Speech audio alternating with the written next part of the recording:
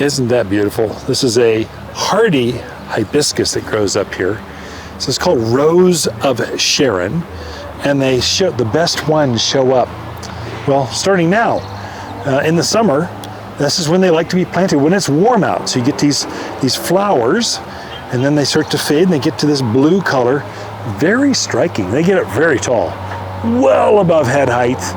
I'd call it 8-10 feet tall for just letting it go. You can keep them trimmed down to about head height, but you can count on hundreds. Literally, I've had so many of these flowers over the years, hundreds and hundreds. Every summer through fall, you're gonna get this hibiscus. This happens to be a double flower.